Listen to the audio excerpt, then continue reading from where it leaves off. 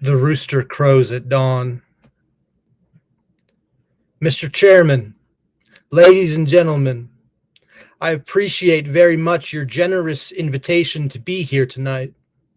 You bear heavy responsibilities these days, and an article I read some time ago reminded me of how particularly heavily the burdens of present day events bear upon your profession. You may remember that in 1851, the New York Herald Tribune, under the sponsorship and publishing of Horace Greeley, employed as its London correspondent an obscure journalist by the name of Karl Marx.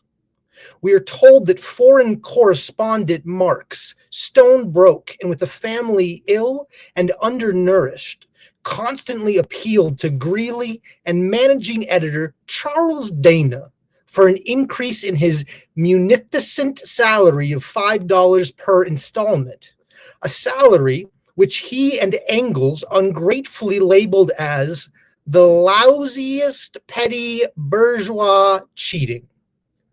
But when all his financial appeals were refused, Marx looked around for other means of livelihood and fame, eventually terminating his relationship with the Tribune and devoting his talents full-time to the cause that would bequeath the world the seeds of Leninism, Stalinism, revolution, and the Cold War. If only this capitalistic New York newspaper had treated him more kindly. If only Marx had remained a foreign correspondent, history might have been different. And I hope all publishers will bear this lesson in mind the next time they receive a poverty-stricken appeal for a small increase in the expense account from an obscure newspaperman. I have selected as the title of my remarks tonight, "The President and the Press." Some may suggest that this would be more naturally worded, "The President versus the Press." But those are not my sentiments tonight. It is true, however, that when a well-known diplomat from another country demanded recently that our State Department repudiate certain newspaper attacks on his colleague, it was unnecessary for us to reply that this administration was not responsible for the press, for the press had already made it clear that it was not responsible for this administration. Nevertheless, my purpose here tonight is not to deliver the usual assault on the so-called one-party press. On the contrary, in recent months, I have rarely heard any complaints about political bias in the press, except from a few Republicans. Nor is it my purpose tonight to discuss or defend the televising of presidential press conferences. I think it is highly beneficial to have some 20 million Americans regularly sit in on these conferences to observe. If I may say so, the incisive, the intelligent, and the courteous qualities displayed by your Washington correspondents. Nor, finally, are these remarks intended to examine the proper degree of privacy which the press should allow to any president and his family. If in the last few months your White House reporters and photographers have been attending church services with regularity, that has surely done them no harm. On the other hand, I realize that your staff and wire service photographers may be complaining that they do not enjoy the same green privileges at the local golf courses that they once did. It is true that my predecessor did not object as I do to pictures of one's golfing skill in action, but neither, on the other hand, did he ever been a Secret Service man. My topic tonight is a more sober one of concern to publishers as well as editors. I want to talk about our common responsibilities in the face of a common danger. The events of recent weeks may have helped to illuminate that challenge for some, but the dimensions of its threat have loomed large on the horizon for many years. Whatever our hopes may be for the future, for reducing this threat or living with it, there is no escaping either the gravity or the totality of its challenge to our survival and to our security, a challenge that confronts us in unaccustomed ways in every sphere of human activity. This deadly challenge imposes upon our society two requirements of direct concern both to the press and to the president. Two requirements that may seem almost contradictory in tone, but which must be reconciled and fulfilled if we are to meet this national peril. I refer, first, to the need for a far greater public information, and second, to the need for far greater official secrecy. The very word secrecy is repugnant in a free and open society, and we are, as a people, inherently and historically opposed to secret societies, to secret oaths, and to secret proceedings. We decided long ago that the dangers of excessive and unwarranted concealment of pertinent facts far outweighed the dangers which are cited to justify it. Even today, there is little value in opposing the threat of a closed society by imitating its arbitrary restrictions. Even today, there is little value in ensuring the survival of our nation if our traditions do not survive with it. And there is very grave danger that an announced need for increased security will be seized upon by those anxious to expand its meaning to the very limits of official censorship and concealment, that I do not intend to permit to the extent that it is in my control. And no official of my administration, whether his rank is high or low, civilian or military, should interpret my words here tonight as an excuse to censor the news, to stifle dissent, to cover up our mistakes, or to withhold from the press and the public the facts they deserve to know. But I do ask every publisher, every editor, and every newsman in the nation to re-examine his own standards and to recognize the nature of our country's peril. In time of war, the government and the press have customarily joined in an effort based largely on self-discipline to prevent unauthorized disclosures to the enemy. In time of clear and present danger, the courts have held that even the privileged rights of the First Amendment must yield to the public's need for national security. Today, no war has been declared, and however fierce the struggle may be, it may never be declared in the traditional fashion. Our way of life is under attack. Those who make themselves our enemy are advancing around the globe. The survival of our friends is in danger. And yet no war has been declared, no borders have been crossed by marching troops, no missiles have been fired. If the press is awaiting a declaration of war before it imposes the self-discipline of combat conditions, then I can only say that no war ever posed a greater threat to our security. If you are awaiting a finding of clear and present danger, then I can only say that the danger has never been more clear and its presence has never been more imminent. It requires a change in outlook, a change in tactics, a change in missions by the government, by the people, by every businessman or labor leader, and by every newspaper. For we are opposed around the world by a monolithic and ruthless conspiracy that relies primarily on covert means for expanding its sphere of influence, on infiltration instead of invasion, on subversion instead of elections, on intimidation instead of free choice, on guerrillas by night instead of armies by day. It is a system which has conscripted vast human and material resources into the building of a tightly knit, highly efficient machine that combines military, diplomatic, intelligence, economic, scientific, and political operations. Its preparations are concealed, not published. Its mistakes are buried, not headlined. Its dissenters are silenced, not praised. No expenditure is questioned. No rumor is printed. No secret is revealed. It conducts the Cold War, in short, with a wartime discipline no democracy would ever hope or wish to match. Nevertheless, every democracy recognizes the necessary restraints of national security. And the question remains whether those restraints need to be more strictly observed if we are to oppose this kind of attack as well as outright invasion.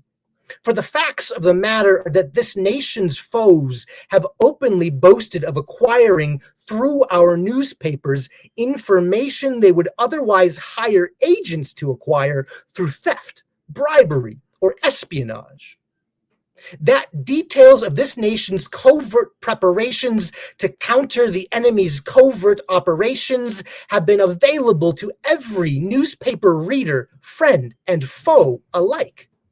That the size, the strength, the location, and the nature of our forces and weapons, and our plans and strategy for their use have all been pinpointed in the press and other news media to a degree sufficient to satisfy any foreign power.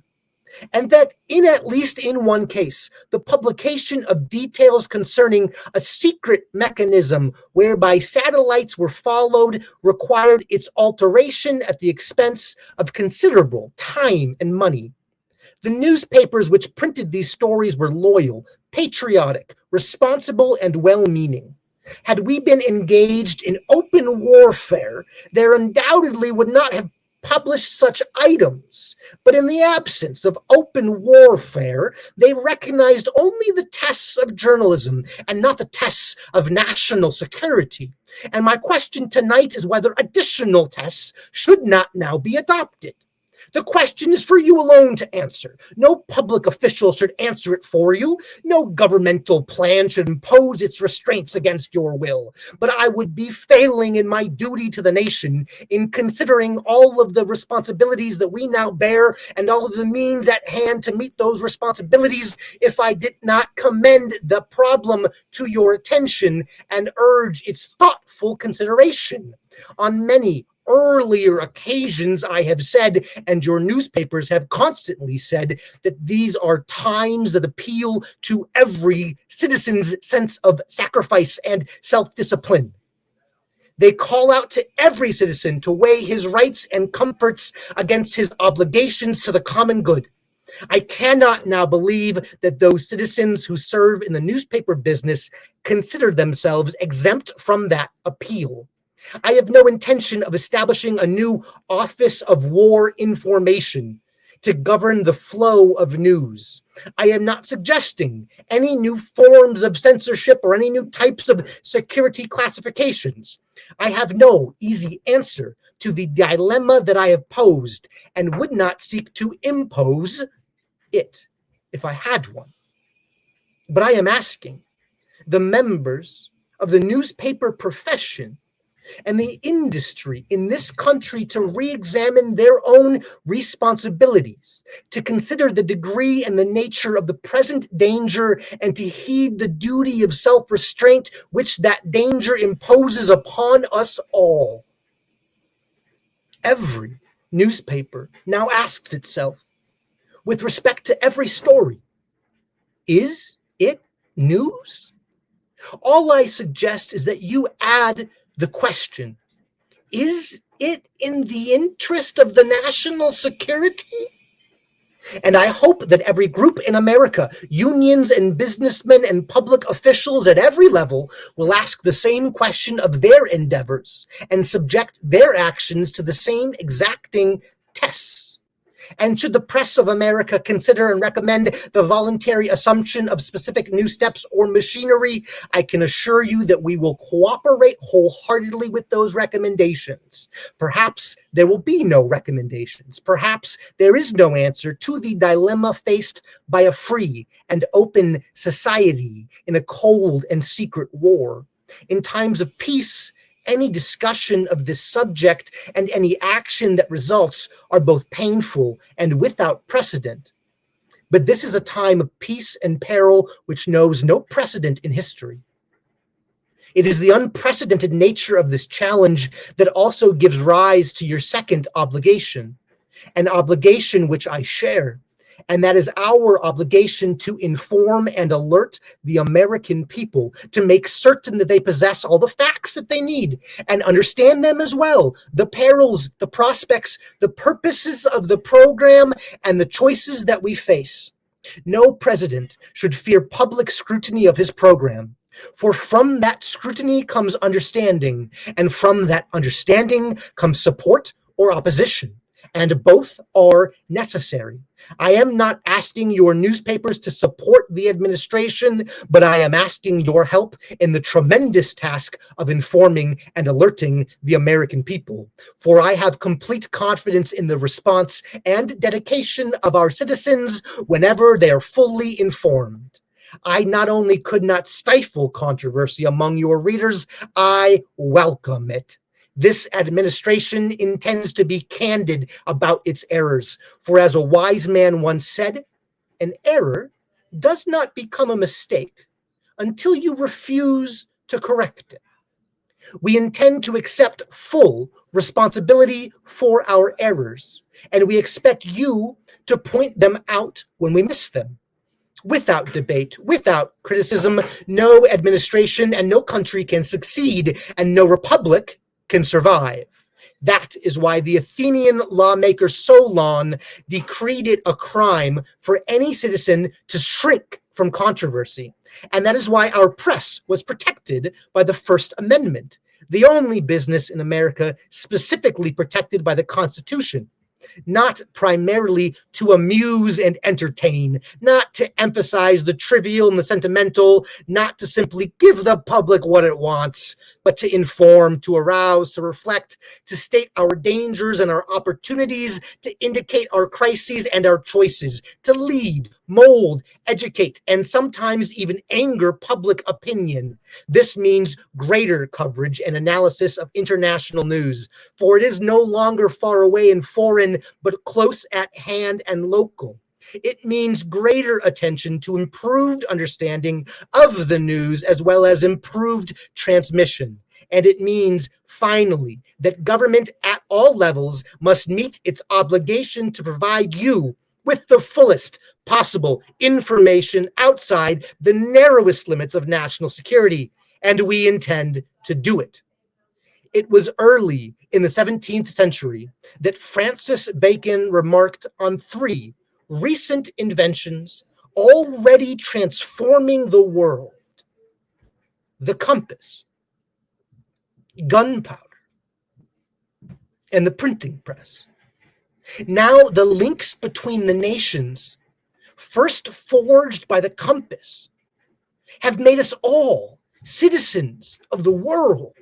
The hopes and threats of one becoming the hopes and threats of us all.